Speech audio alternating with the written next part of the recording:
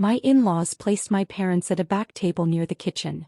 When I asked why, my mother-in-law said loudly, "We didn't want them embarrassing the important guests." My fiancé Shrugged.I walked to the DJ booth and made an announcement. Then I did this. The next day their world collapsed because I knew something was wrong the second I saw where my parents were sitting. Our wedding reception was at the Grand Willow Ballroom in downtown Chicago.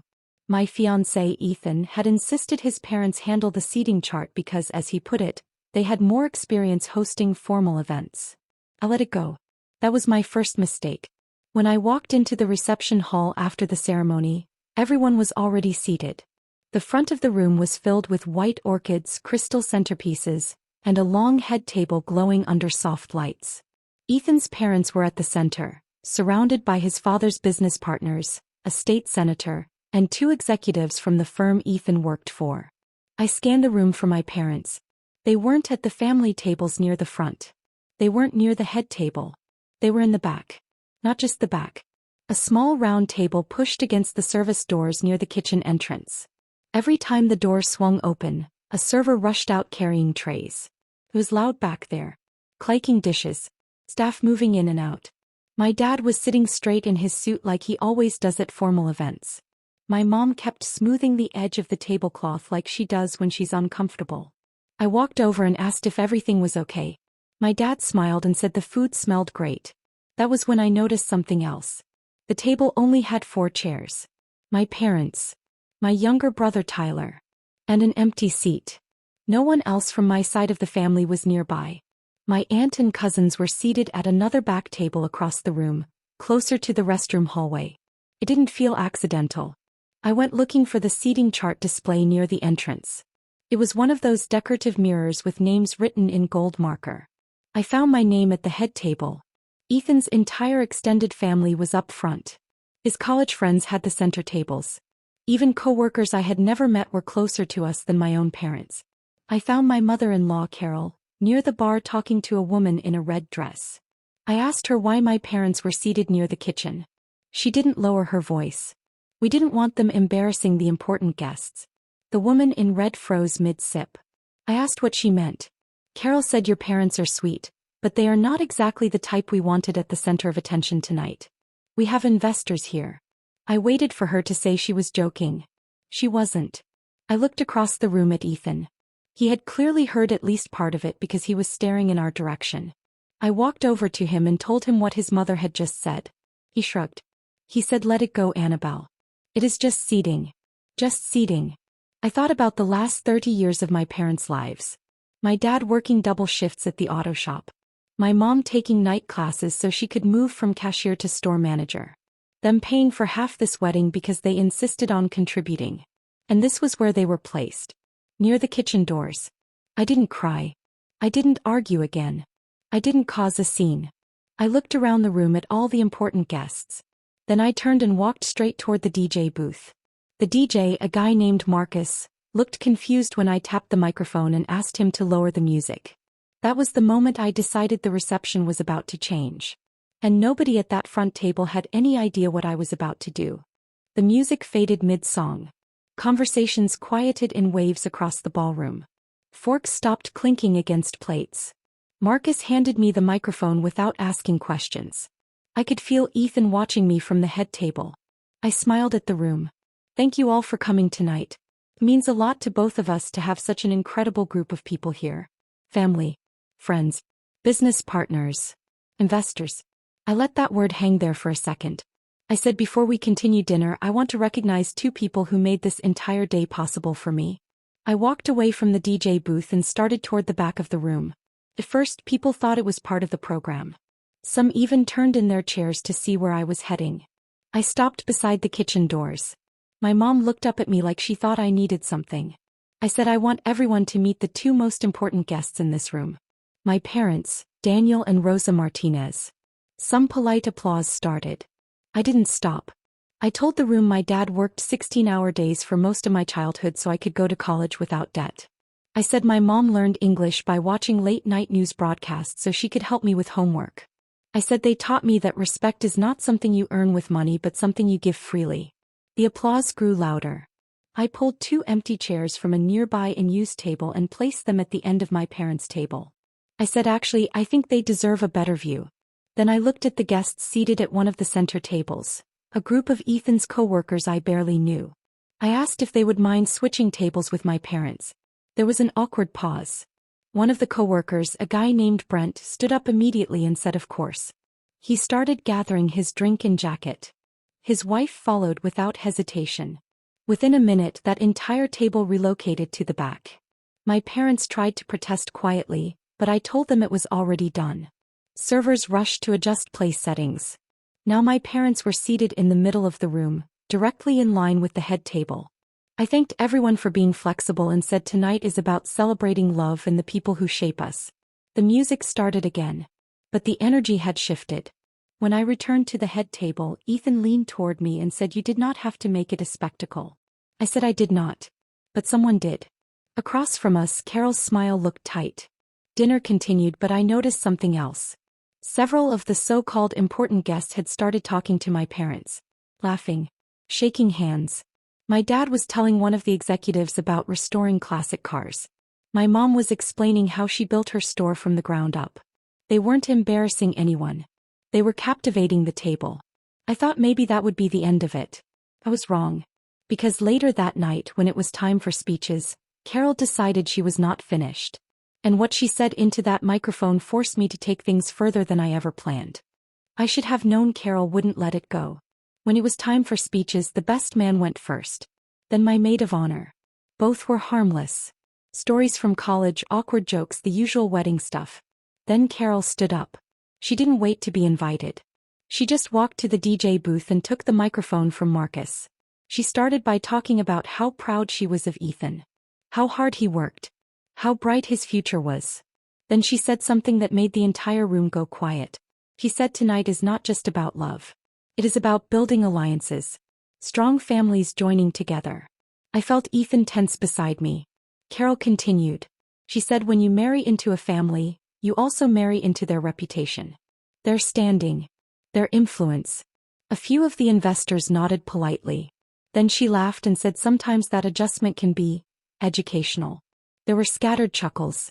She looked directly at my parents' table. She said we all come from different backgrounds. Some of us from generations of leadership. Some from more humble beginnings. It was subtle enough that she could deny it later. But everyone understood. My mom stopped smiling. My dad folded his hands on the table.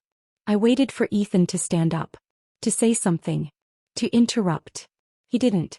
Carol ended her speech by saying she trusted Ethan to always make decisions that elevate our family. Elevate. The applause was polite but thinner than before.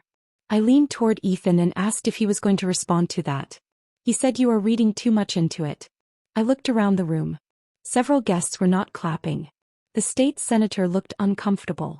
Brent, the co-worker who had switched tables earlier, was staring straight at Carol. And then something happened that Carol did not expect. One of the investors stood up. His name was Richard Hale. He owned a regional manufacturing company and was one of the reasons Ethan's father had secured funding for his latest expansion. Richard did not go to the DJ booth. He just spoke from his table loud enough to carry. He said, I actually prefer humble beginnings. They tend to produce people who understand value. The room went silent. Richard turned toward my parents. He said, Sir, I heard you restore classic cars. I have a 1967 Mustang that needs work. Maybe we should talk. My dad nodded once. Carol's face changed. The rest of the night continued, but the dynamic was different now. Guests who had been clustered around Ethan's parents drifted toward the center tables. Toward my parents. I thought maybe karma had already handled it. But when we got back to the hotel suite after the reception, Ethan closed the door and finally said what he had been holding in all night. He said, you embarrassed my mother. I told him she embarrassed herself. He said you should have stayed out of it. I asked him one question. If this is how your family treats mine on our wedding day, what happens next year? Or when we have kids? He did not answer. Instead he said we would talk about it after the honeymoon.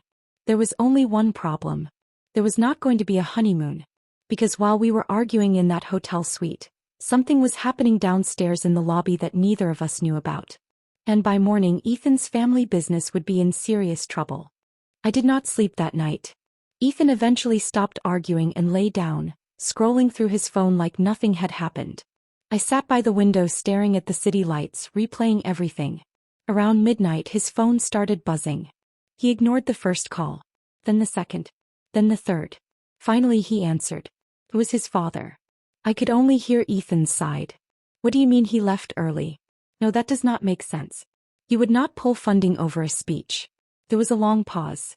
Then Ethan sat up in bed. You are serious? He hung up and just stared at the wall. I asked what happened. He said Richard Hale left the reception early. And before he left, he told my father he was reconsidering their partnership. Apparently, after Carol's speech, Richard had pulled Ethan's father aside and asked if he agreed with what was said. When Ethan's father tried to brush it off, Richard asked a simple question. If this is how your family talks about people, how do you talk about your employees? By the time we were in the hotel room, Richard had already sent an email to his legal team to pause the investment deal scheduled for the following week. It was not a small deal. It was the deal. Without it, Ethan's father's company would struggle to stay afloat. Ethan said this is because you made a scene. I asked how. I did not insult anyone. I did not attack anyone. I just moved my parents to a better table. He did not answer. The next morning things escalated. I went downstairs to meet my parents for breakfast. My mom tried to act normal, but I could tell she had seen something online. Apparently, one of Ethan's co-workers had recorded Carol's speech. Not the whole thing. Just the part about reputation and humble beginnings. He posted it on social media with a caption that said this was said at my friend's wedding last night. It had already been shared hundreds of times. People in the comments were not kind. By 9 a.m., someone had tagged Ethan's father's company. By 10 a.m., former employees were commenting about how management treated staff differently based on background. By noon, a local business blog had picked it up. The story was spreading. Ethan came down to the lobby looking pale. He said his father was in crisis mode. Investors were calling. A board member demanded a statement. Carol called me around lunchtime. She did not apologize. She asked if I had encouraged someone to record her. I said no. She said this is your fault. I said you chose the words. She hung up. That afternoon, Ethan's father issued a public apology online, claiming the comments were misunderstood and did not reflect company values. It did not stop the fallout. By evening, two smaller partners had announced they were stepping back from negotiations. And then Ethan did something I did not expect. He asked me to make a public statement defending his mother. That was the moment I realized this was not just about a seating chart. It was about who he was willing to protect. And I had to decide whether I was going to protect him back. When Ethan asked me to defend his mother publicly, I honestly thought he was joking. He wasn't. He said if you post something clarifying that it was taken out of context, this will calm down. People will move on. I asked him what exactly I would be clarifying. He said just say she didn't mean it the way it sounded. I told him it sounded exactly the way she meant it. He ran a hand through his hair and said you are letting pride destroy my family's business. That word again. Family. I looked at him and realized we were talking about two different definitions. I told him I would not lie to protect someone who insulted my parents in front of 200 guests. He said you are choosing them over me. I said I am choosing respect. That afternoon I drove to my parents' house. They had already unpacked the leftover wedding flowers I sent home with them. My mom had arranged them on the dining table like it was any other Sunday. My dad asked if I was okay. I told them everything. About the calls. The investors. The social media posts. Ethan asking me to defend Carol. My mom said maybe we should have just stayed at the back table. That broke something in me. I told her no. You should have been at the front. While we were sitting there, my phone buzzed again. It was Brent. The coworker who switched tables. He asked if he could stop by. An hour later he was sitting in my parents' living room. He told us he was the one who posted the video. Not because he wanted drama. But because he had seen things at the company that bothered him for years. Promotions passed over. Comments made in meetings. Clients treated differently based on last names. He said when Carol gave that speech it confirmed something for him. He also told me something I did not expect. Richard Hale had not just paused the investment. He had requested an internal audit of Ethan's father's company as a condition for reconsidering. And he had asked Brent to provide documentation. Brent looked at me and said what happened at your wedding gave people the courage to speak up. I had not planned any of this. I just did not want my parents sitting by the kitchen. That night, I went back to the hotel to talk to Ethan. I told him I would not make a public statement defending his mother. But I would make one of my own. He said, if you do that, there is no going back. I said I know. He asked if I was really willing to risk our marriage over this. I told him it was already at risk the moment he shrugged. He did not try to stop me when I opened my laptop. And what I wrote that night changed everything. I didn't rant. I didn't insult anyone. I wrote 3 paragraphs. I said that at my wedding my parents were intentionally seated away from the main floor. I said a speech was given about reputation and humble beginnings. I said I believed respect is not conditional on income, education, or connections. And I said I would never apologize for defending my family. I did not name Carol. I did not name the company. I posted it and closed my laptop. By morning it was everywhere. People connected the dots without my help. My post was shared alongside the video clip. Former employees added their own stories. A supplier posted that they had experienced similar attitudes during negotiations. Then something none of us expected happened. Richard Hale released a statement. He said his company would not move forward with any partnership that did not reflect the values of equal respect and opportunity. He referenced recent public remarks as a catalyst for reviewing the deal. Within 48 hours, 2 more investors withdrew. Ethan's father's board announced an independent investigation into leadership conduct. Carol's charity board asked her to step down temporarily while the situation was reviewed. The world they had built on image and exclusivity cracked fast. Ethan barely spoke to me during those 2 days. He stayed on calls with his father, pacing the hotel room. On the 3rd day he finally said it. He said, "You could have handled this quietly." I asked how. By pretending it didn't happen? By teaching our future kids to accept disrespect if it comes from someone wealthy? He didn't answer right away. Then he said I just wanted peace. I told him peace built on silence is not peace. That afternoon I packed my suitcase. He asked if I was leaving for a few days. I told him I didn't know. What I did know was this. The seating chart was never about chairs. It was about where people believe you belong. My parents never asked for revenge.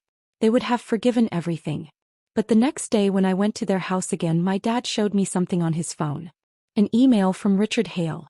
Subject line: Mustang restoration. Richard wanted to bring the car by next week.